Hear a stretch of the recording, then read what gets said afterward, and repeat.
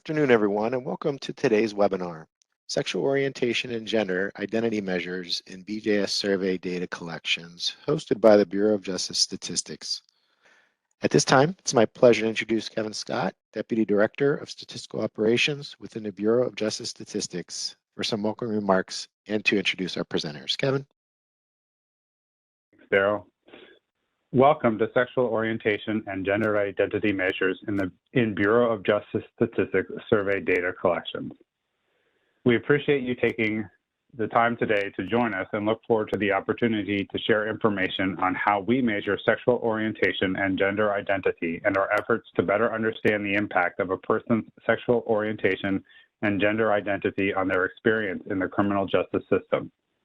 BJS has long worked with our colleagues in other federal statistical agencies to understand and model best practices in the measurement of these important parts of people's identity.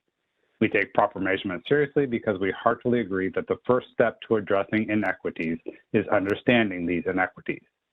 Today's presentations offer discussions both of measurement of sexual orientation and gender identity and the differential experiences by both sexual orientation and gender identity of people in the criminal justice system.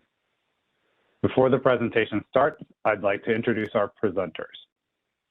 Rachel Morgan is a statistician in the Victimization Statistics Unit at BJS. Her research interests and work focus on criminal victimization, stalking, financial fraud, and the intersection of race and crime using data from the National Crime Victimization Survey. She is also involved in the BJS's Victim Services Statistical Research Program, which includes the first ever national data collections on victim service provider provision in the United States. She has authored many BJS statistical reports, including Criminal Victimization 2020, Services for Crime Victims 2019, Race and Hispanic Origin of Victims and Offenders 2012 through 2015, and Violent Victimization by Sexual Orientation and Gender Identity 2017 to 2020. She received a PhD in sociology from the University of Central Florida. Jenna Truman is a statistician in the Victimization Statistics Unit at BJS as well. Her current research interests and work focus on stalking victimization, firearm violence, and the measurement of demographic characteristics and the redesign of the National Crime Victimization Survey instrument. She has authored many BJS statistical reports, including Violent Victimization by Sexual Orientation and Gender Identity, 2017 to 2020, Stalking Victimization 2019, and Trends and Patterns in Firearm Violence, 1993 to 2018. She holds a PhD in sociology from the University of Central Florida. Lauren Beatty has been a statistician with the Corrections Statistics Unit of BJS for almost 25 years. Her work has focused primarily on institutional and community corrections, as well as special topics in corrections, such as incarcerated parents and mental illness among correctional populations. She has served as the BJS project manager on a variety of projects covering both community and institutional corrections, including redesigning and fielding BJS's National Omnibus Survey of persons incarcerated in U.S. prisons. She has analyzed a variety of correctional data and published and presented on multiple topics related to correctional population. She received her BA in Criminology and Criminal Justice from the University of Maryland, College Park, and her MS in Survey Methodology, also from the University of Maryland, College Park. Michael Field is a statistician in the Reentry, Recidivism, and Special Projects Unit at BJS, where his work focuses on tribal crime and justice systems and sexual victimization in correctional facilities. Prior to joining BJS, he led research and evaluation projects for the Departments of Commerce, Defense, Homeland Security, and Justice, as well as state and local governments, on topics such as victim services, forensic science, and emergency preparedness. He received a BA in History and an MS in Criminology from the University of Pennsylvania. We view today's webinar as an opportunity for conversation. We look forward to sharing what we've learned and what we are doing, but we also look forward to hearing from you. For that to work, we need to have your questions. Feel free to enter questions into the Q&A box throughout the presentations, and I will catalog them and then read them to the panelists after all of the presentations are complete. And thank you for joining us today. Thank you, Kevin, for that introduction. I'm going to start with sexual orientation and gender identity measures in the National Crime Victimization Survey. So this presentation is going to give a quick overview of the NCVS, or the National Crime Victimization Survey, defining sexual orientation and gender identity, and then talking about the methodology and the cognitive testing to add these SOGI measures to the NCBS. And then I'm going to turn it over to Jenna to talk about victimization and population estimates in our recently released BJS statistical report. So the NCBS, or National Crime Victimization Survey, has been collected annually since 1973.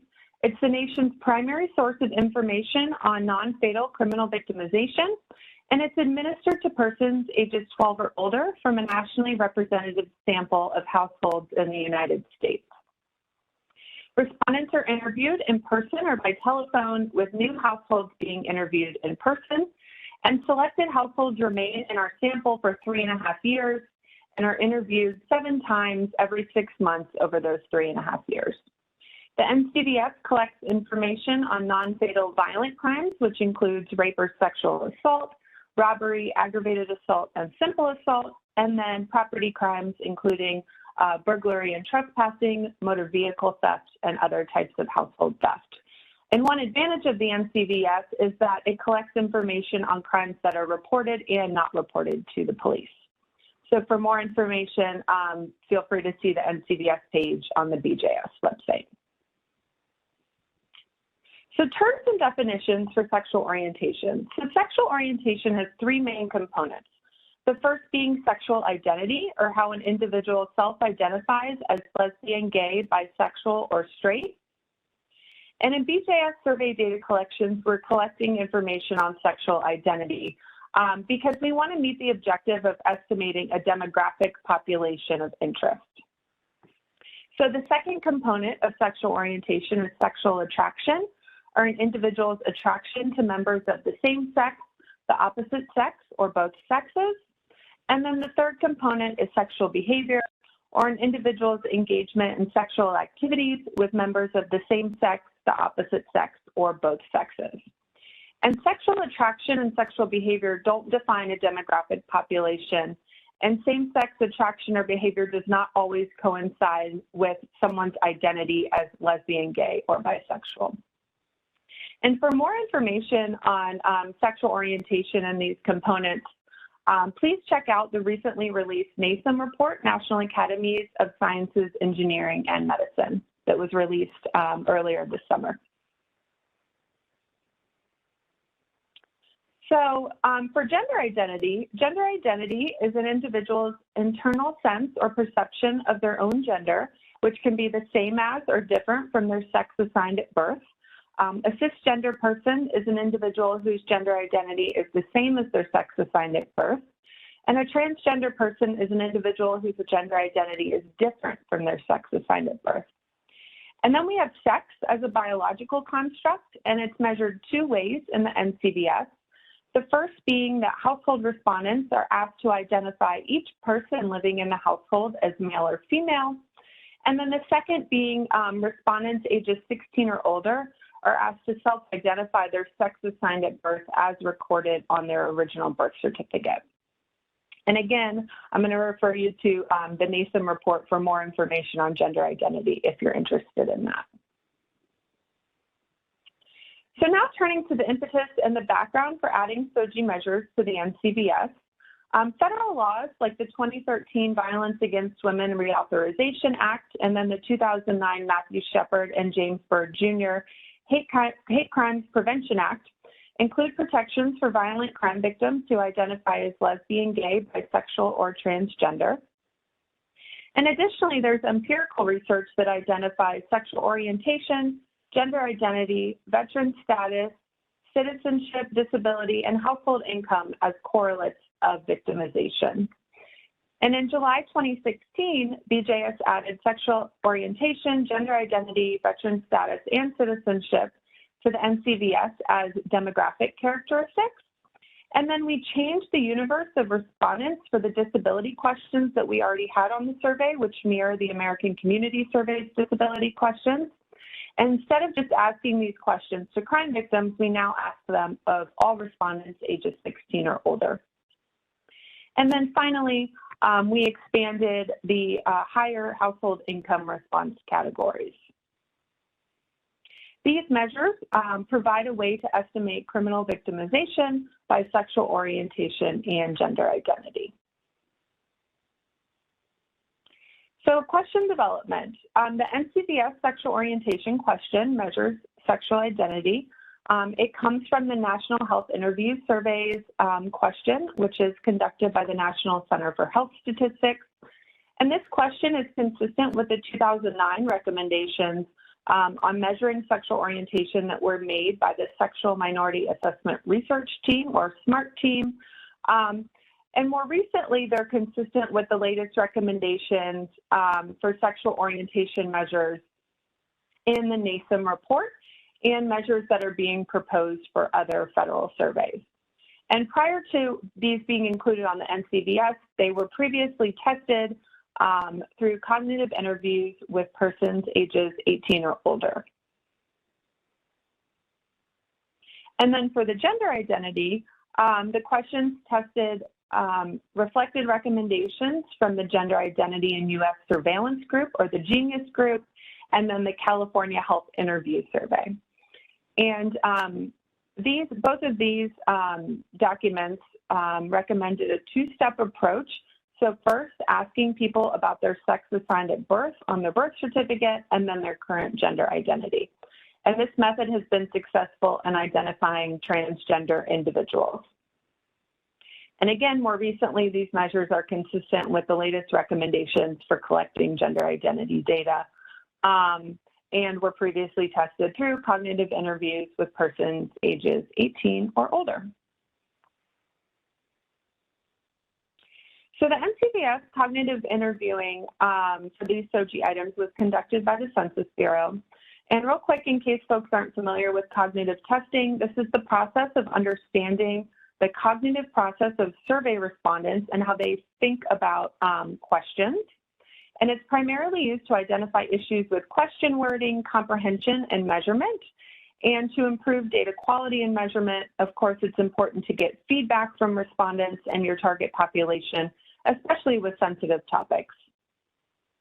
So the SOGI measures on the NCVS survey were tested along with a revised instrument for the 2016 Supplemental Victimization Survey, which is a supplement to the NCVS that focuses on stalking victimization. And 60 cognitive interviews were conducted with persons ages 16 or older. And things that were tested were item wording, the placement of these items within the context of the NCVS and a crime survey, clarity and comprehension for respondents, and then the ease of administration for interviewers and administering these questions to respondents. A small number of respondents identified as something other than straight, and we didn't have any respondents that identified as transgender. But overall, the SOGI items performed well during cognitive testing. So after the items were added to the NCVS in July 2016 and were starting to be administered to respondents, the NCVS team at the Census Bureau used several methods to monitor data collection and performance of these items. They collected feedback from field staff via a debriefing survey, focus groups, and then targeted interviews. So a debriefing survey is a questionnaire that assesses the interviewer's experience with new questions, and it asks about instrument problems and negative reactions from respondents to the questions. The focus groups were conducted with interviewers as well, and were comprised of 2 interviewers from each region for a total of 12 interviewers. And then finally, we completed, or Census completed, targeted interviews with interviewers who had collected data from LGBT individuals. And the summary of findings from all of these feedback methods included that the SOGI questions were easy to read, but some interviewers were nervous or embarrassed to ask the sexual orientation question. Most respondents easily understood the SOGI questions and were able to answer them easily. Some respondents were shocked or surprised to hear the sexual orientation question more so than the gender identity questions. And respondents questioned the relevance of these SOGI questions to a crime survey. So we continue to monitor response distributions and item performance for these items as they are in the field. So the sexual orientation item in the NCVS is, which of the following best represents how you think of yourself?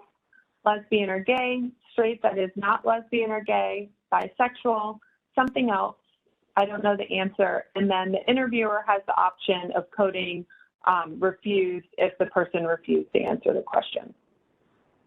And these questions are included on NCVS-1, which is a basic screener questionnaire, and it is available on the BJS website.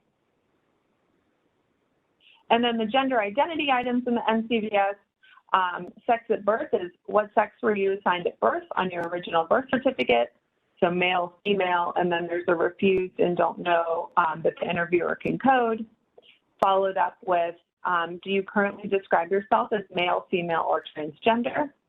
And again, don't know, refused can be coded by the interviewer. And then for discordant responses, there is a confirmation question. So it's just to confirm you were assigned at birth and now you describe yourself as, is that correct? Just to make sure there were no issues with the programming or anything was transcribed incorrectly, just to give the respondents one more chance to make sure those responses are correct. So the SOTI questions were added to the NCVS demographics section, and they're asked about any questions about experiences with criminal victimization. They are answered by individuals rather than household respondents, and we do not allow for proxy interviews for these questions. And as I mentioned before, the NCVS is a panel survey, so these questions are asked at the first, third, fifth, and seventh interviews, or if there was a change in the household, and they are administered to all persons ages 16 or older. And then we are monitoring item non-response for these questions. So as we can see, item non-response to these questions is very low. Less than 2% of respondents refuse to answer the sexual orientation question, and less than 1% refuse to answer the gender identity questions. And in comparison, about 26% of NCVS respondents did not know the answer or refused to answer our household income questions. So clearly very low non-response for these questions. And now I am going to turn it over to Jenna to talk about our recent report. Thanks, Rachel. As she just mentioned, we released a report recently in the last few months, and so what I'm going to present next is the findings from this report. We looked at, to kind of be able to look at some more things disaggregated, we aggregated some years of data. So these are talking about data from 2017 to 2020. And as Rachel mentioned, one of the things about the NCVS, because it is a national sample, we are able to make population estimates from the NCVS because we are asking everyone about these questions. So here you'll find the SOGI populations from the NCVS. And so in 2017 to 2020, we found that 1.4% identified as being lesbian or gay, so that's about 13 million persons. And again, these are age 16 or older, so the remainder of these are all of those persons that are asked these questions. And then about 0.7% identified as bisexual, so that's about 6.9 million people. And then for the transgender population, we found that 0.11% identified as transgender, and that's just over 1 million persons aged 16 or older. And one thing to note that's really important here, as Rachel pointed out, we are using a two-step measure. So this allows us to identify respondents who either reported as identifying as transgender or as gender different from their sex assigned at birth. And we find that it's about 54% of persons who identified themselves as transgender and 46% that identified as a gender different from their sex assigned at birth. So we feel that these findings in particular kind of emphasizes the need for that two-step measure, because not everyone who is transgender necessarily identifies as such. They just identify as male when they were born female. So this allows us to look at those data and have this total population estimate. So for the rest of this, I'll be looking at violent victimization.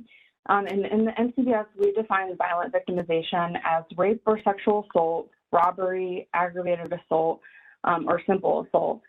Our estimates exclude homicide since we are a victimization survey and we're talking to victims of violent crime. So looking at these rates of violent victimization by sexual orientation and gender identity, we see some pretty different results.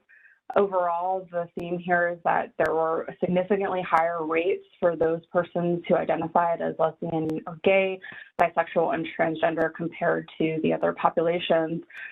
Particularly, the rate of violent victimization of lesbian or gay persons was more than 2 times the rate of straight persons. And then the rate of violent victimization against transgender persons was 2.5 times the rate among cisgender persons. As you saw with the population, we only had about 0.11% of the population identified as transgender. So unfortunately, the sample is pretty limited when you start disaggregating by characteristics, and in particular, looking at things like violent victimization, which is still rare. So the rest of the report and these remaining findings that I'm going to discuss here is focused on looking at it by sexual orientation because the sample was too limited to kind of just aggregate more for the gender identity measures. So when we're looking at violent victimization by specific types of crime, we found that the rate of violent crime that is excluding simple assault against lesbian or gay persons was about 2 times the rate for those of straight persons. So that's about 14.5 per thousand compared to 6.8 per thousand persons, again, age 16 or older. And then looking at rape or sexual assault, robbery, and total assault, both the rates for among bisexual persons and lesbian or gay persons were significantly higher than the rates compared to among straight persons. And domestic violence, which in the NCBS we're defining as violent victimization that's committed by either intimate partners or other family members, was 8 times as high among bisexual persons, so it's 32.3 per thousand persons, and more than twice as high among lesbian or gay persons, so their rate was 10.3 per thousand, as it was among compared to straight persons, which their rate was only 4.2 per thousand. And then looking at both sexual orientation and other demographic characteristics, in particular sex, as we're looking at in this slide. And as Rachel pointed out earlier, there are 2 measures of sex now in the NCBS. One is at the household roster. So the household respondent identifies the persons in the household, identifies the sex of the persons in the household, and that's the measure we're using here in these findings and in this table that's in the report. So for females, we see that bisexual females experience violent victimization at a rate that was 8 times the rate among straight females. And among males, the rate of violent victimization for gay males was 2 times the rate among straight males. And bisexual males had the highest rate among all male victims. So you see that population in particular is at high risk for violent victimization. Looking at, again, another demographic, or a couple more demographics, specifically race and Hispanic origin and age. When we look among Asians, Native Hawaiians, or other Pacific Islanders, American Indians or Alaska Natives, and persons of 2 or more races, those who are identifying within these populations as lesbian or gay had a higher violent victimization rate than those identifying as straight. So their rate was 49.4 per thousand persons age 16 or older compared to 20.1. And then for all of the racial and ethnic groups that we looked at in this report, bisexual persons, again, did experience violent victimization more often than compared to straight persons. When looking at the rates by age, for persons ages 18 to 24, their rate was 6 times as high for those identifying as bisexual as compared to those identifying as straight.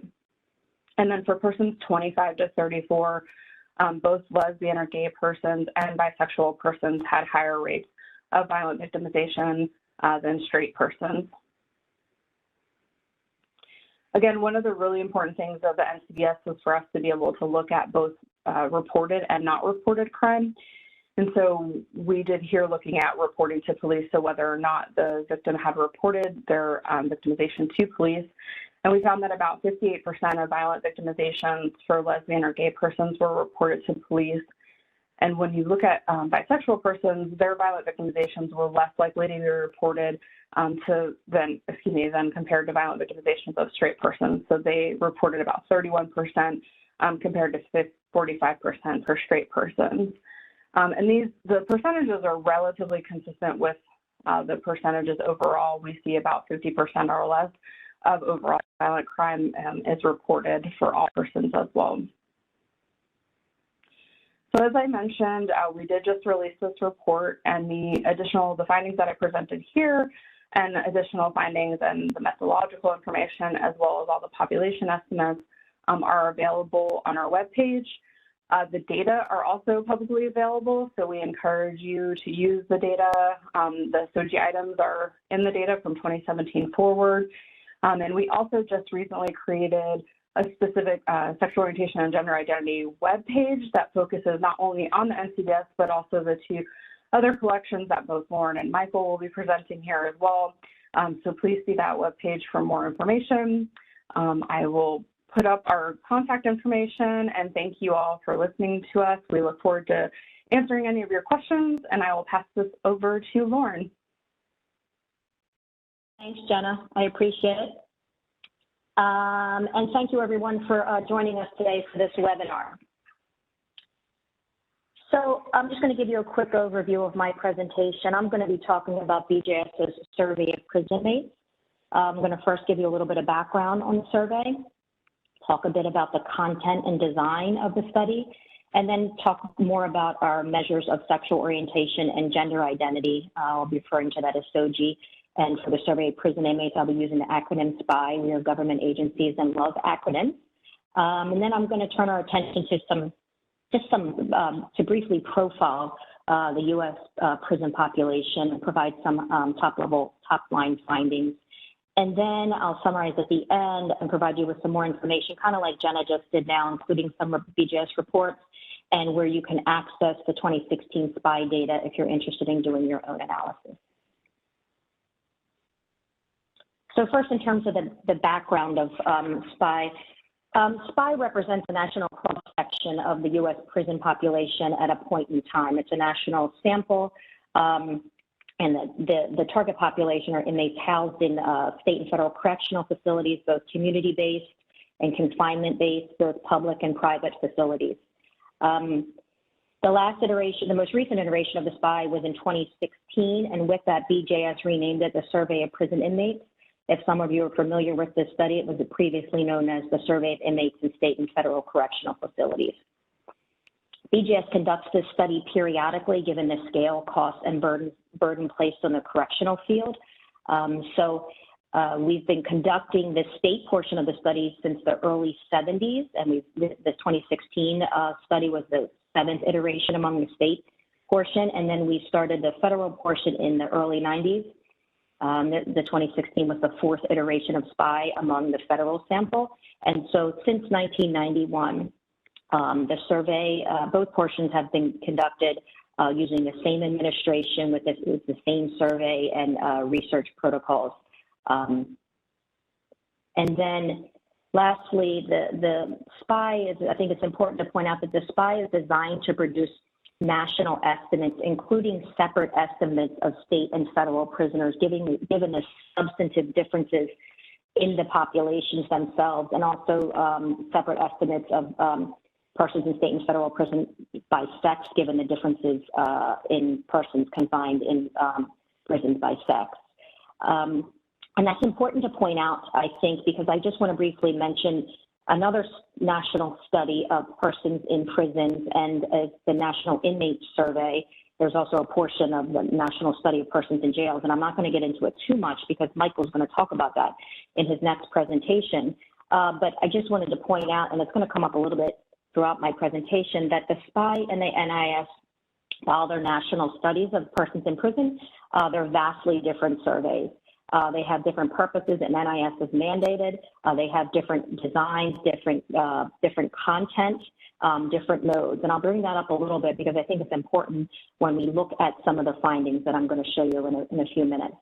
And lastly, I just wanted to point out that the SPY was restricted to adults, so persons 18 or older who are incarcerated in prison. In terms of the content of SPY, I think one of the advantages of the study is it covers a variety of topics. I haven't listed them all here. I condensed them into these 6 sections.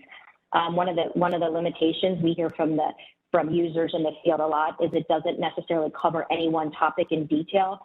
We have to make some choices about the content that's going to be covered. So we cover a variety of topics to maximize response and data quality and minimize burden. We have to obviously make some decisions and keep this interview at a reasonable length.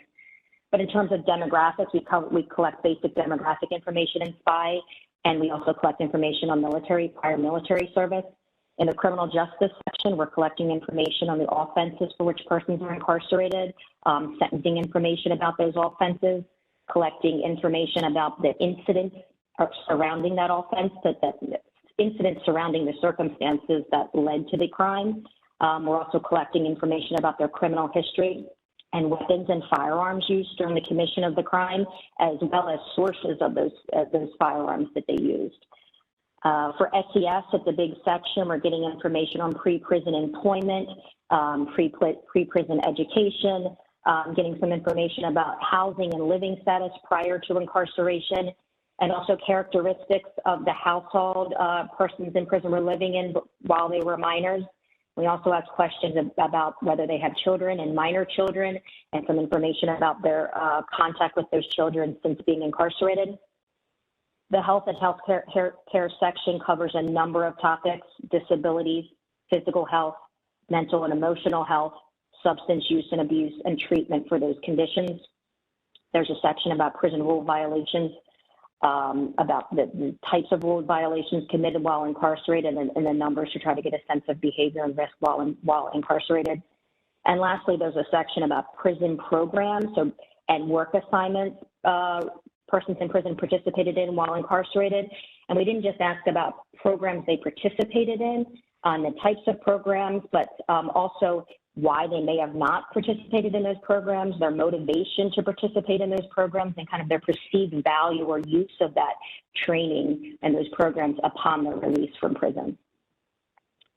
The SPY interview is conducted via CAPI mode, computer-assisted personal interviewing. So an interviewer is present with a respondent, and the interviewer is using a laptop to read the questions aloud and type the respondent's answers directly into the computer. So the respondents are meeting face-to-face with the interviewer.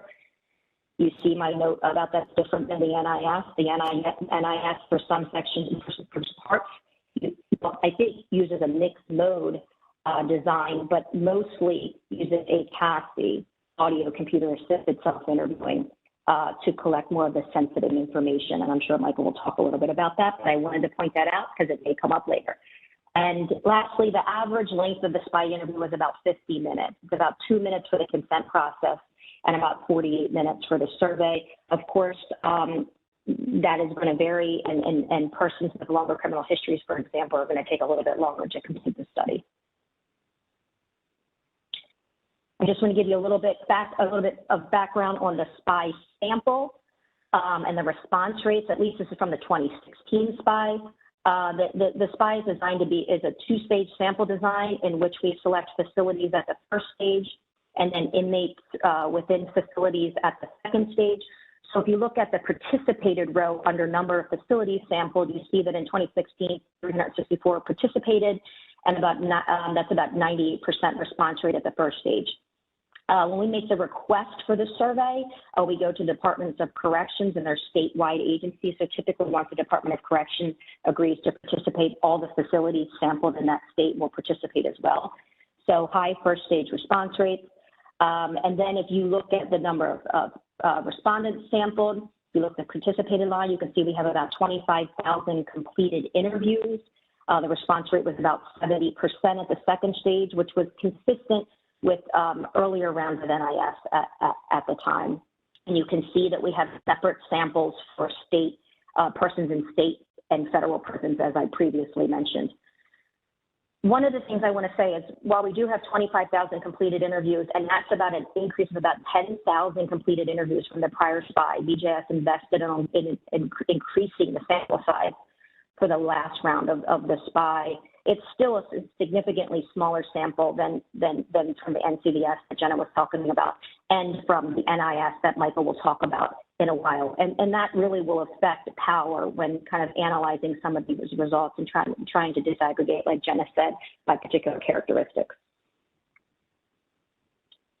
So now I'm going to turn our attention to the SOGI measures in the 2016 SPI. So the 2016 SPI was the first iteration of SPI that measured sexual orientation and gender identity. And you can see from the question that the SPI, like the NCVS, measured the sexual identity component of sexual orientation, similar to what Rachel already explained.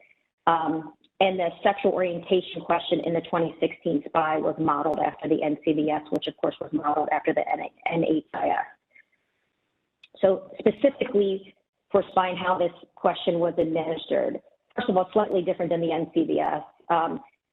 The SOGI items were included in Section 5 of the SPI questionnaire. Section 5 was about health rather than Section 1 about demographics. We didn't do testing about the best placement at the time, and we were concerned about the potentially sensitive nature of these questions, in addition to the CAPI mode being used. So we figured, Section 5 is about the middle of the survey, and by then the interviewer would have established more of a rapport with the inmate or the respondent. So we included these SOGI items in Section 5 of the questionnaire. Of course, moving forward in future iterations, we will likely move them to the demographic section, given the findings from the NCBS and other federal agencies. So the SOGI, the sexual orientation question, was asked immediately after the gender identity questions. And in terms of administering this specific question, the question and all response options were read aloud to respondents by the interviewer, and their responses were coded by the interviewer. Now, for every SPI question, there was always an interviewer coded don't know or refuse option, even though this question has a self-reported don't know response. And just important to point out, anything with any text in capital letters that you see here is really instructions for the interviewer. And like the NCVS, we use a two-step approach to measure gender identity. Again, it's modeled after the NCVS. And again, these questions were asked in Section 5. And the gender identity questions followed questions on the height and weight of prisoners and directly preceded the sexual orientation question. So with the two-step approach, respondents were asked to report their sex assigned at birth and then their current gender identity. Again, the text in capital letters is not read aloud to respondents. So for sex assigned at birth, the question was read aloud, but the response options weren't, and instead were coded by the interviewer. You'll also see that interviewer note. After some testing, we added that in case interviewers needed help, in case respondents seemed to be slightly confused by the question about being assigned a sex. So we added that interview instruction to help them code the responses. For the gender identity item, the question and response options, you can see, were read aloud by interviewers to the respondents, and interviewers were instructed to code only one response. And again, as with all SPI questions, both questions included the interviewer codes for don't know and refuse. Now, one thing that is missing from this slide that the NCVS folks had on their slide is there was a CAPI instrument. The CAPI instrument was programmed to verify the responses entered for these two questions. So the interviewers were trained to verify that they recorded the respondents' responses correctly through the first and second question for the gender identity measure. So slightly different than the NCVS, we asked the interviewers to do this, whereas the NCVS actually presented the question to the respondents to have them verify their responses. So I know Jenna and Rachel talked a little bit about the testing that they conducted through the NCVS. So the SPY was designed over several years, and the SOGI items were actually added late in the design process. So the SPY questionnaire was finalized in 2015. We went into the field in 2016. So that meant there was some limited testing of the measures for the SPY. So by the time these measures were added, we had already completed cognitive testing. Although we know these items, just as Jenna and Rachel presented, were cognitively tested through other federal surveys, including the NCBS. But in addition to the cognitive testing, BJS did conduct 2 pre-tests of the SPY. The first one in 2013 on a sample that made of about 480 respondents in both state and federal prisons. And then BJS also conducted a smaller pre-test, an N of 60 in 2015, right before fielding the national study to do a final test of the questionnaire, especially the programming. And so the sexual orientation question was included in both pre-tests, but the gender identity items were not added until after the 2013 pre-test. So they were only included in the 2015 pretest.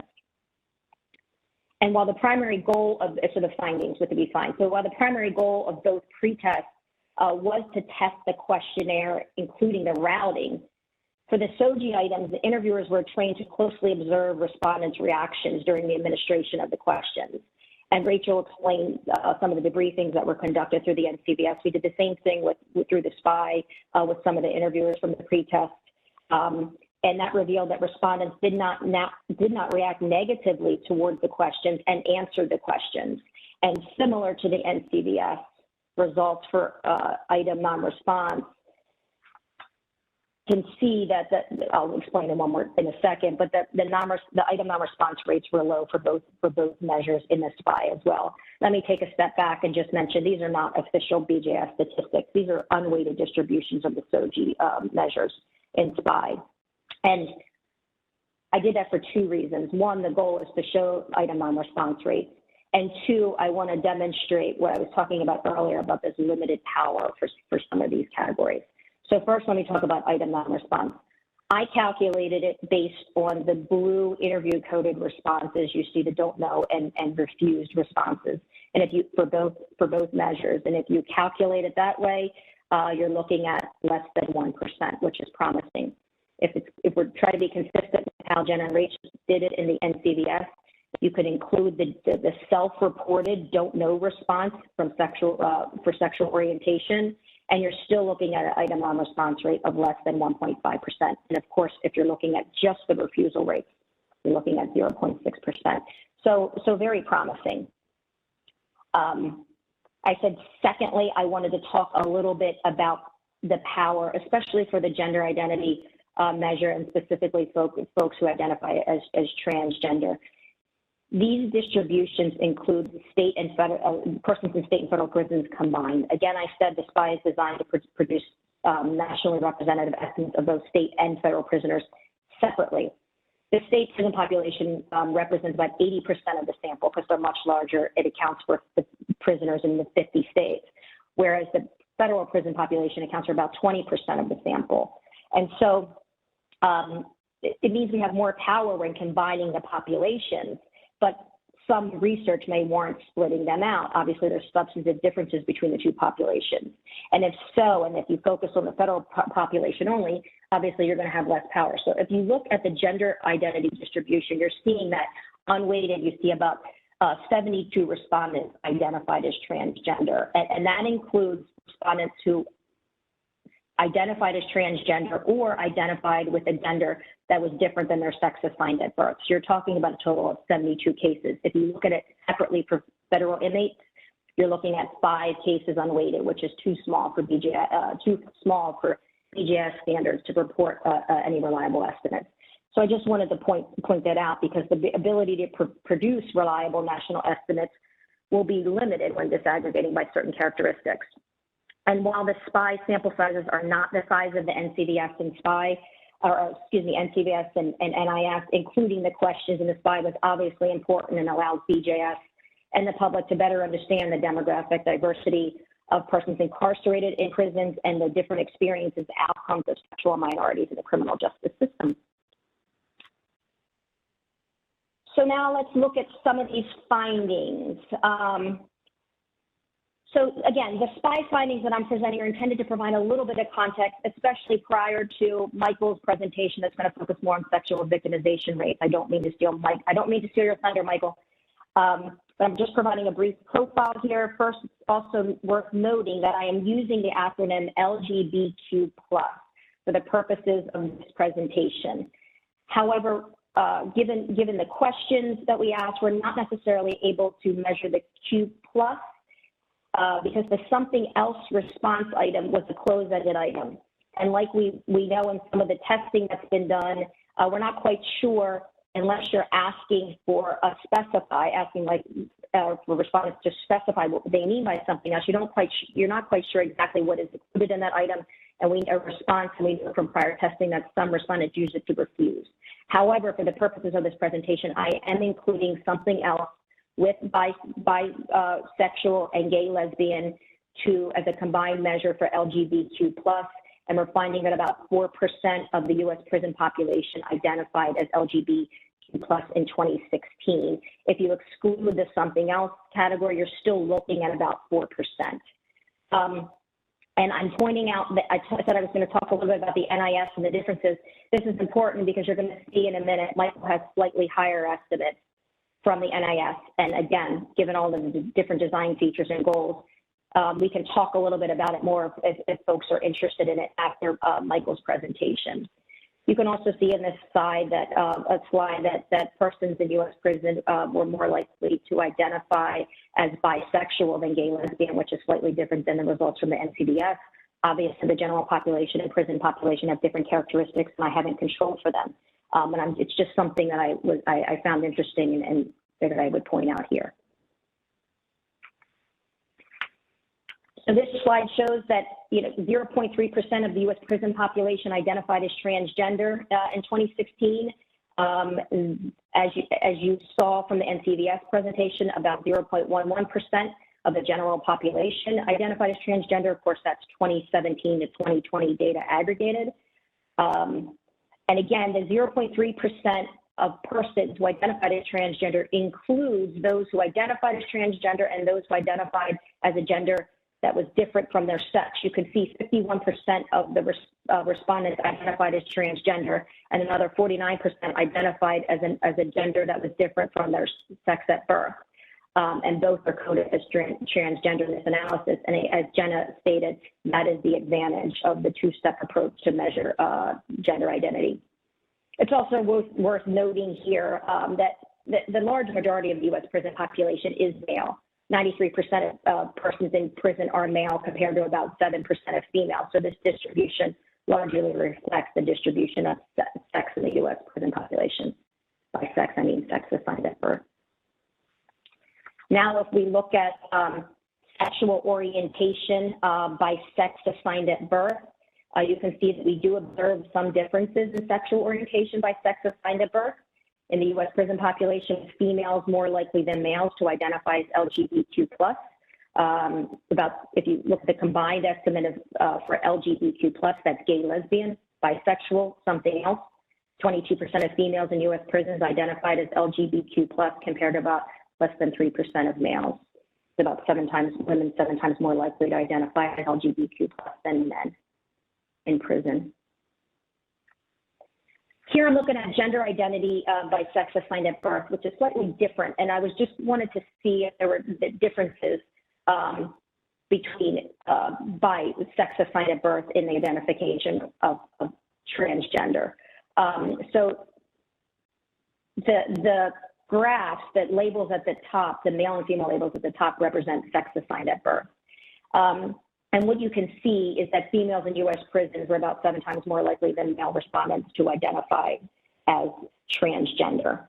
You note the double dashes in each of the graphs to note there are no cases in those categories, and I just explained that's because if respondents reported that they identified with a gender different than their sex assigned at birth, we coded them as transgender.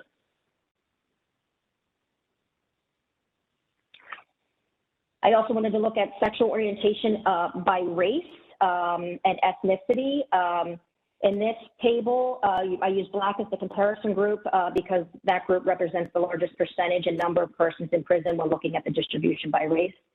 And this graph shows that persons in U.S. prisons who are white or of two or more races are more likely to identify as LGBTQ+ than Black persons. So you see more than 5% of white persons and those of two or more races identified as LGBTQ+ compared to less than about 2.5% of Black persons in prisons. And the last slide graph that I'm showing here, again, I'm looking at gender identity by race and ethnicity. And again, it's worth mentioning that the large majority of persons in U.S. prisons are male. The differences you see in persons who identified as male or female across race largely reflects the differences in sex assigned at birth by race and ethnicity among the prison population. When you look at specifically those who identified as transgender, the percentage of persons who identified as transgender by race, there are no statistically significant differences in the percentages, and that's again likely what I showed earlier, likely due to power and limited sample size of transgender respondents. So I just want to end, like Rachel and Jenna did, provide a little bit more information. The first bullet here, a lot of the information that I talked about today is presented, is included in a report that BJS already released in December 2021, titled The Profile of Prison Inmates in 2016, and that URL is in the first bullet. The second bullet provides the URL of where users can go to access the 2016 SPY data file and data files and documentation. And I just want to note that, BJS spends a lot of time and resources to collect these national data, and we have limited capacity to report on all of the SPY topics. It's a questionnaire on paper that's 150, 160 pages long, including when we're constrained by sample size, because obviously we have data quality standards that we must abide by. So we typically report on the top line statistics like you'll see in that SPY profile report in the first bullet. And we also address key topics and corrections in more detail. But we do not have the capacity to report on all of the SPY topics in depth. So it isn't necessarily that BJS is kind of overlooking issues, though. But we do depend on researchers and other users to use these public use files and the SPY data to conduct more in-depth research and studies. And we really encourage that and get excited when we see those papers released. And lastly, as Jen mentioned, BJS developed a SOGI webpage that is now live on the BJS website where interested parties can go to obtain additional information about some of the topics we discussed today. And here is my contact information in case anybody wants to reach out. And thank you. And I am now going to turn it over to Michael. Thanks, Lauren. Hi, everyone. My name is Michael Field. I'm going to be walking you through this presentation on sexual orientation and gender identity in BJS's PRIA surveys. Before we dive into it, let me show you what's in store. First, I'll provide some background on PRIA and BJS's role in PRIA. Then I'll go into more detail on SOGI measures and findings from the National Inmate Survey, National Survey of Youth in Custody. And lastly, I'll close us off with some next steps. So let's get started by talking about PRIA. Congress passed the Prison Rape Elimination Act, or PRIA, in 2003 unanimously. You can see some of the text of PRIA here on the screen, but the overall goal of PRIA is to end prisoner rape in all types of correctional facilities in the country. Prison rape includes sexual acts you might think about when thinking about rape, such as penetrative sex. It also includes sexual harassment and other sexual activities, such as kissing, being shown something sexual, and engaging in some other sexual acts that doesn't involve touching. And prison rape is not just inmate on inmate.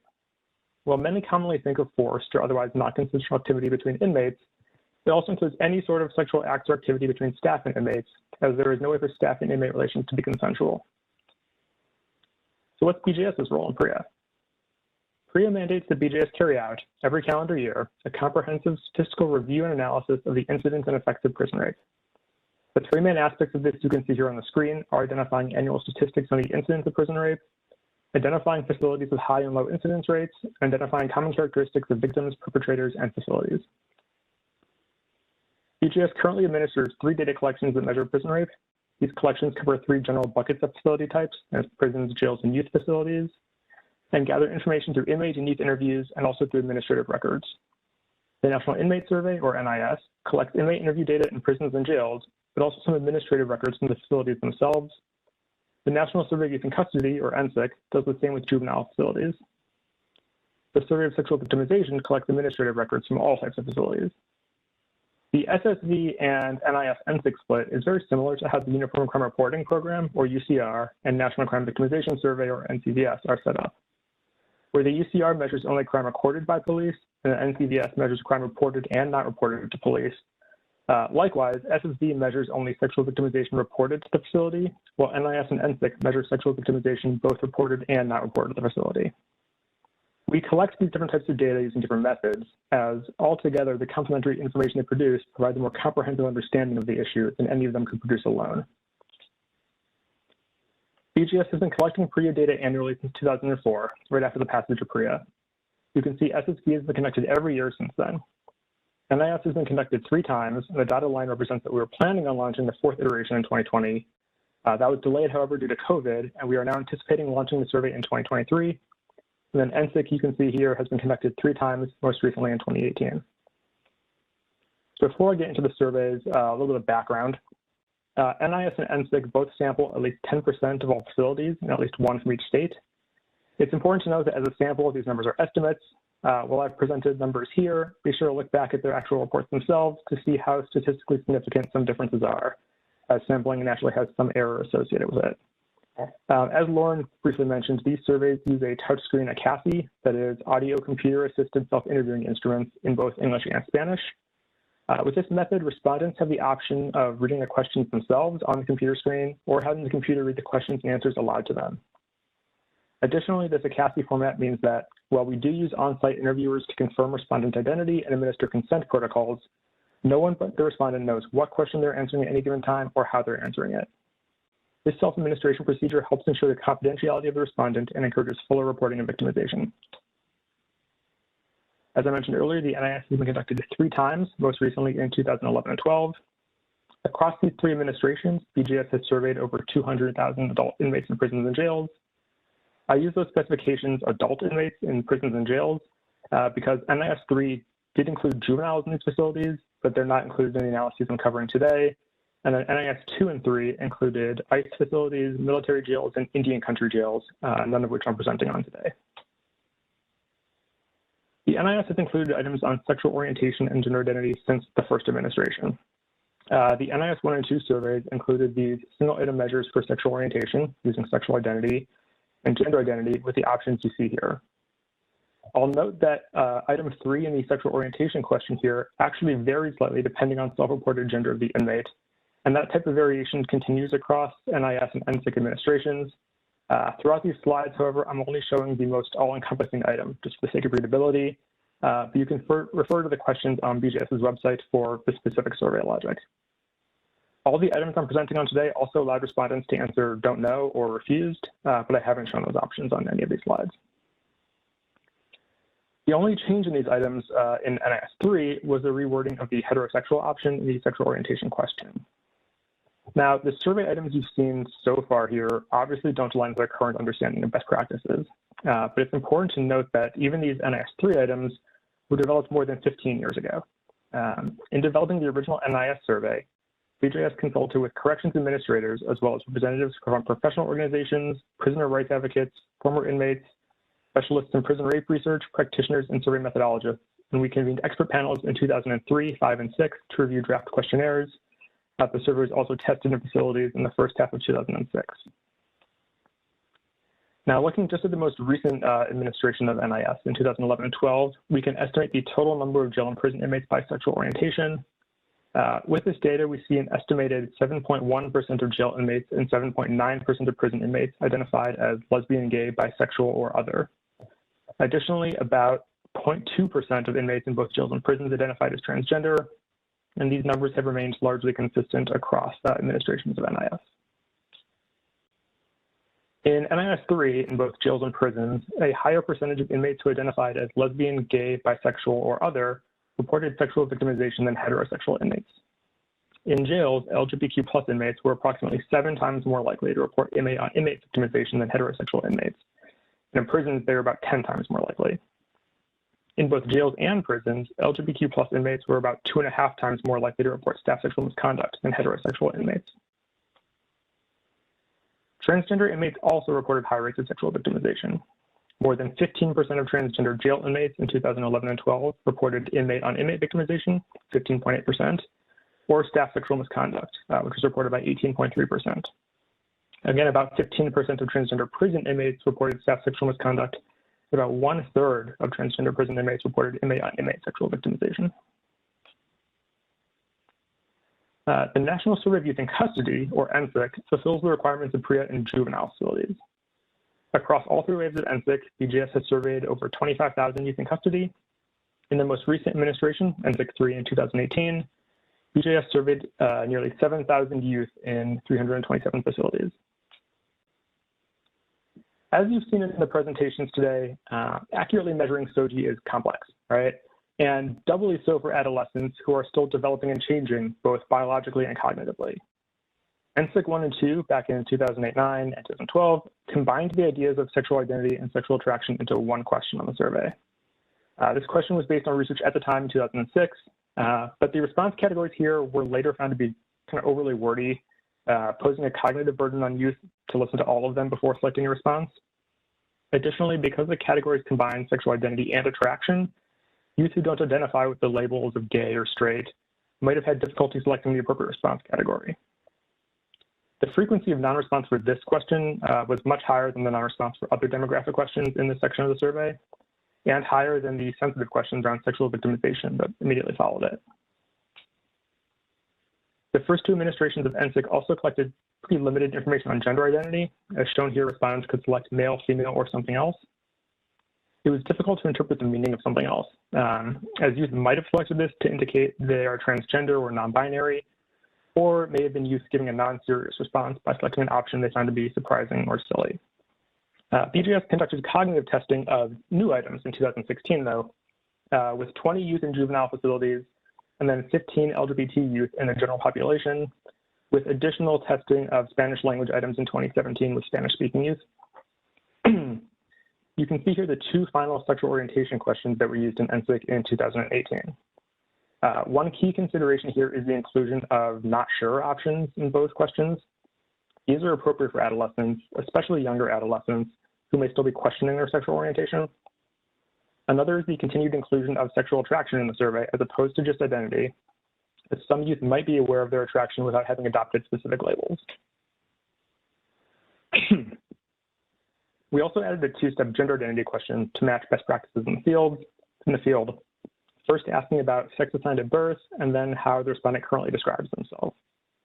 These questions were based on the NCVS items you saw earlier, with a change, though, from none of these to something else in the second item based on our cognitive testing.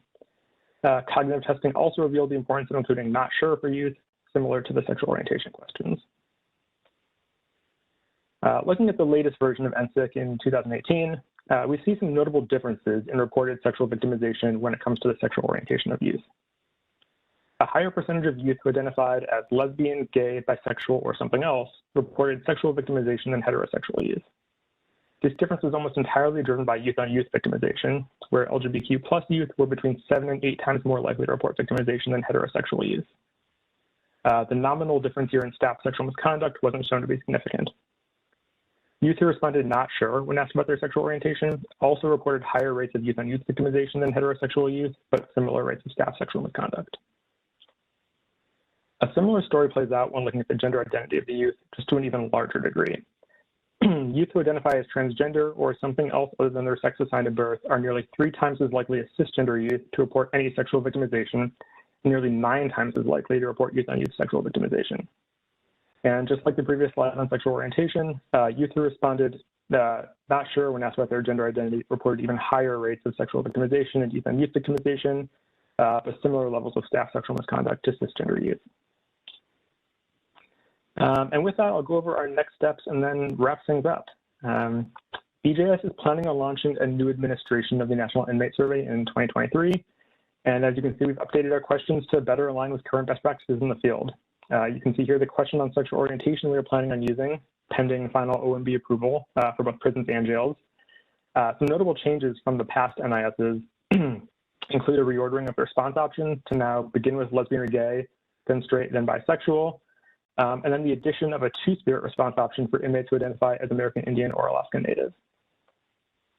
The NIS is also getting a two-step gender identity measure using sex assigned at birth and current identification. And just like in the sexual orientation question, Two-Spirit will only show up as a response option for American Indian and Alaska Native respondents. We tested new items for the NIS in preparation for survey launch in 2020. As I mentioned before, that launch was delayed due to COVID, but that delay did allow us to make some additional edits, particularly in response to the National Academy of Sciences recommendations published in early 2022. So what's next for PRIA surveys and SOGI? So the immediate next step is fielding and analyzing the next NIS, producing new estimates on sexual victimization in prisons and jails. We're going to continue to monitor best practices for collecting SOGI information to see how future surveys can be improved.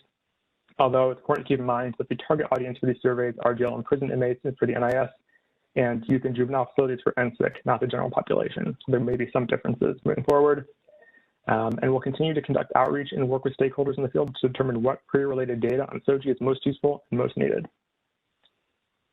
I'll end here just with my contact information and then a link at the bottom to the BJS website where you can find published reports on NIS and NSIC and links to data. Please reach out to me if you have any questions, and thank you for watching. All right. I want to thank Rachel and Jenna and Lauren and Michael all for their presentations. And I want to encourage you, those of you who have been waiting patiently for the past hour, to go ahead and start or continue to type your questions into the Q&A box, and we'll get them referred to the panelists in order. And thank you to those of you who entered questions in while we were doing the presentations. I thought what I'd do, based on what we have, is I'll start with questions that speak kind of across the surveys, and then I'll field questions or send questions that are survey specific to the different presenters. All right. So I think for all of you, the question is, they're curious about the street category and the sexual orientation question. Why is it listed second on the list between the LGBTQ categories? So I'll start with that part of the question and see if you all want to answer. I can take that one. So as Rachel mentioned, and Lauren too, our sexual orientation measure comes from the National Health Interview Survey. So NCHS is where we took that question from, and they did the work. So kind of shout out to that work.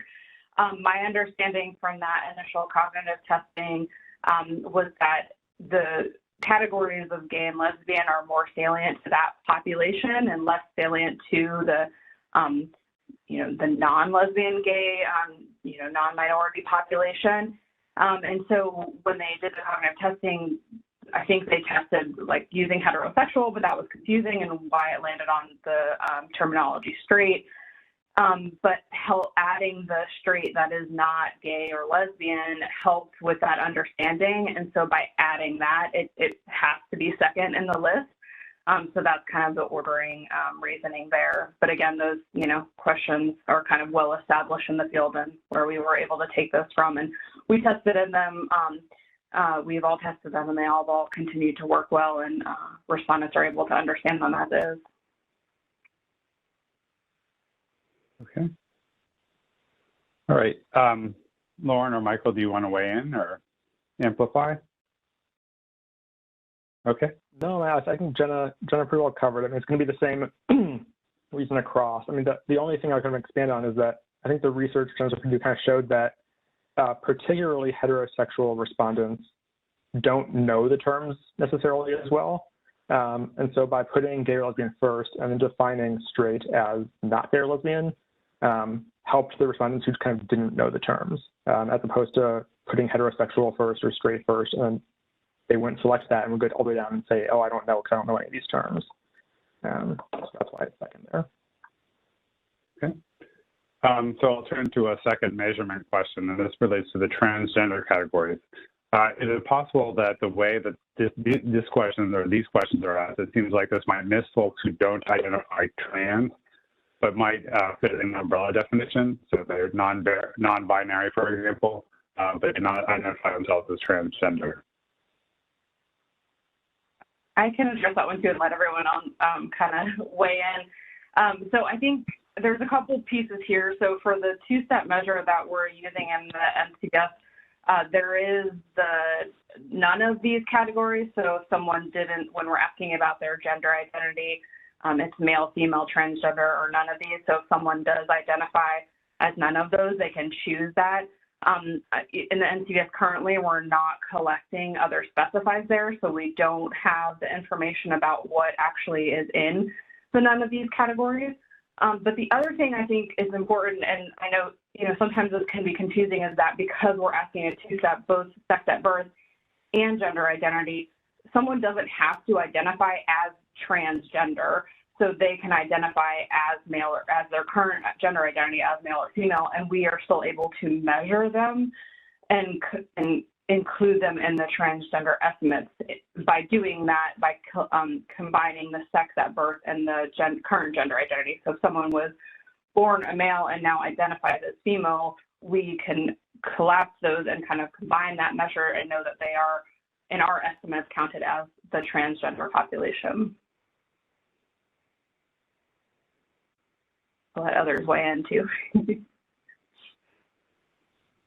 I think I got it. Go ahead. Fully answered. All right, a couple of kind of related questions. The first, I think, is has there been any testing on intersex in these populations? Jenna, you want to answer that one too, or? We have not. So we have not tested that in our questionnaire in the NCBS. I'll kind of defer to maybe, not sure if Michael, if you have or not. Yeah, no, we haven't in NIS or NSIC either. This came up recently. I think most, if not all of us, were attending the Joint Statistical Methodology Conference in DC in August, and this issue came up, right, where this recommendation doesn't capture that. And part of the problem, particularly with our sample surveys, is that also because it's such a small portion of the population, even if we were able to accurately capture that in these samples, it would come in as maybe one person. And we wouldn't be able to really report on that data anyway. But I don't think it's, that's sort of where we're at currently with that. Right.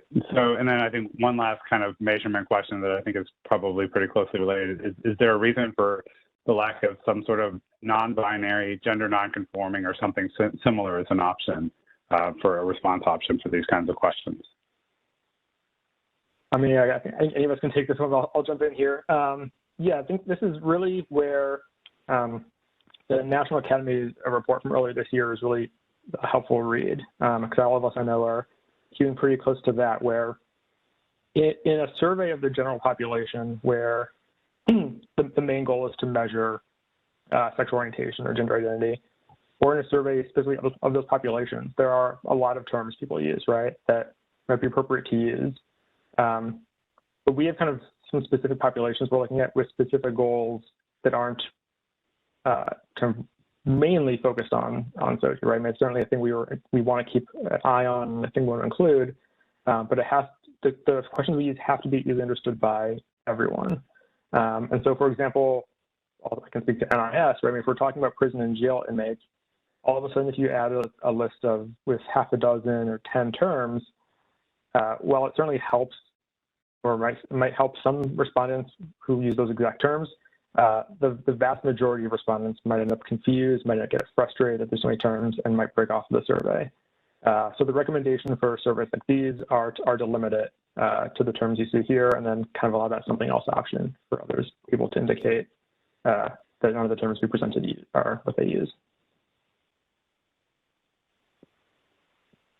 Right, and then there's always the last question. So the last question, I know that this has kind of come up in some context, is the verification question for transgender respondents. And so I'm curious if any of you have any thoughts on testing, or if we've done any work, you want to talk about any work that we've done on that.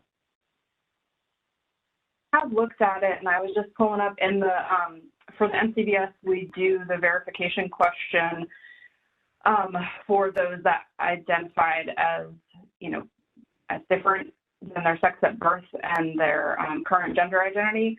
We do have a table in the report. It's table 4 that's in the methodology, where we actually look at the % responses for that confirmation question.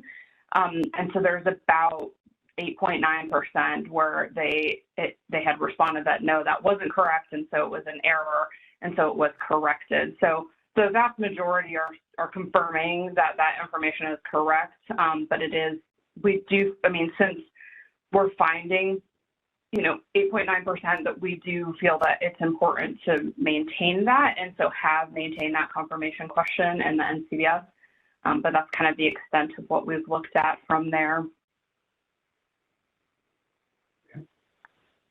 All right, so turning now to some questions that tend to be a little bit specific to some of the surveys, and we can kind of work out from there. For the NCBS, the population estimates differ for LGBT populations differ somewhat from other surveys. And so I'm curious, Jenna or Rachel, if you want to address what might explain some of the differences that we see that might be from what might be observed in other surveys. Yep. So I'll take that one because we had decided ahead. There are multiple reasons that they will differ. I think some of the, there's the Gallup estimate, there's estimate as we talked about when we've looked at comparison to the NHIS, since we're using the same sexual orientation measure, and we're a lot closer. I believe the lesbian gay population from their most recent is at 1.6%, we're at 1.4%, so it's closer there. When you're looking at similar methodologies and similar questions, I certainly think the methodology plays in, the type of survey, how the data are being collected, but also how the questions are being asked. If there are different questions being asked, that may, result in different results, and also the population who's answering, who's providing this information, the context of the survey, like all of that kind of plays into why you might see differences in our estimates compared to other estimates that are out there.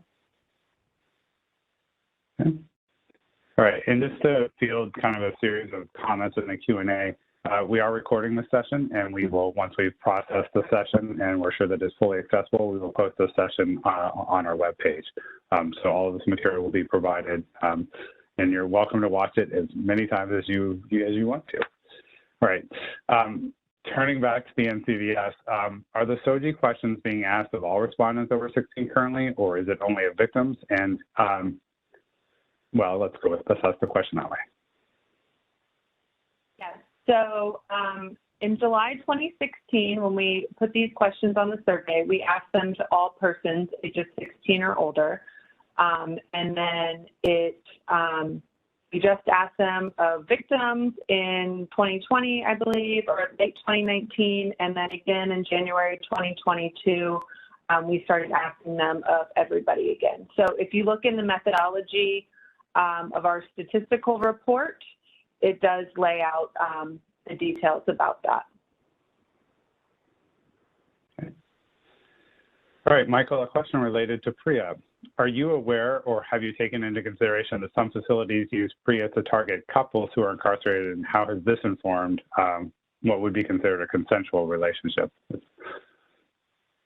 Yeah, I think this is where it's important to note the type of differences between our PREA surveys, right? So I think what you're talking about might be what is reported by the facility, or what the facility is talking about. We're talking to the inmates directly and getting information from them.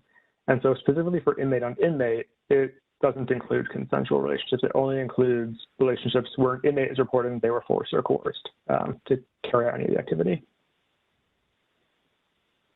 Okay. All right.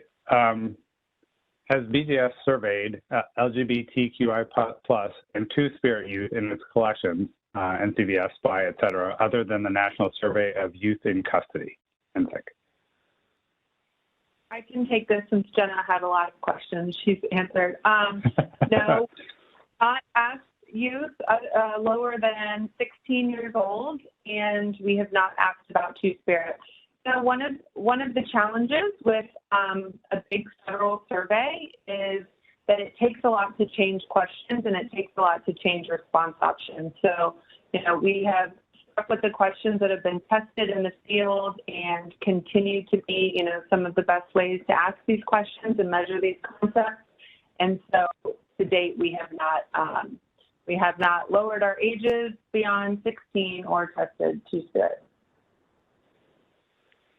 All right. I'm going to ask a question that I think in a way kind of applies to all of you, but may also be, it may require just a bit of clarification.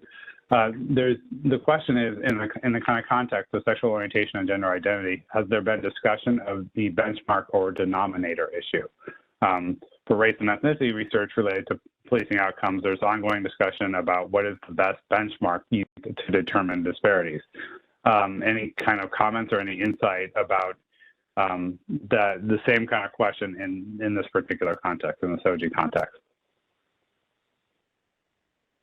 Not particularly. I don't think it's really come up as something that we've looked into in this context, at least for the NCVS yet. All right. And then I have a question that none of the participants have asked, but I have warned the panelists that they're going to have to answer, so they claim that they're ready. So Lauren and Michael, the Survey of Prison Inmates and the National Inmate Survey produced pretty different results. And I didn't do the statistical test to confirm this, but the estimates of the population that's LGBTQ+ in prisons is different between the two surveys. Now, the two surveys are conducted at different times. They're conducted by different modes. And so there are a number of possible different explanations, but I wondered if there's kind of any thoughts about why that might be the case.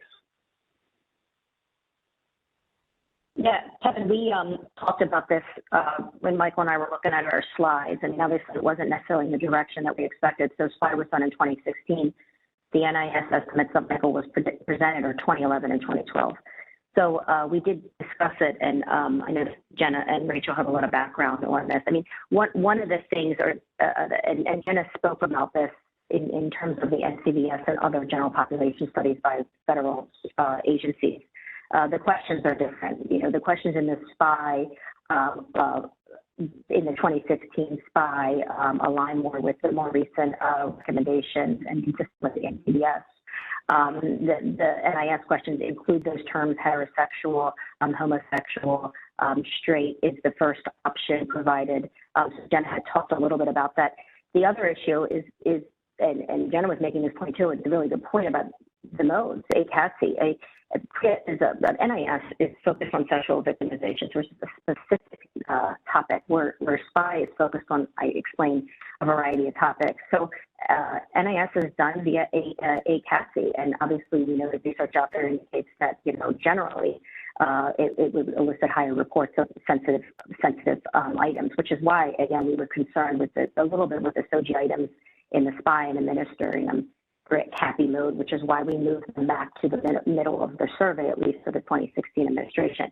But in dealing with, in the preparation of this, and we are in very, very preliminary stages of thinking about the next SPY and whether we have any ability to do any testing. And if we do, there's been preliminary discussions, as you know, Kevin.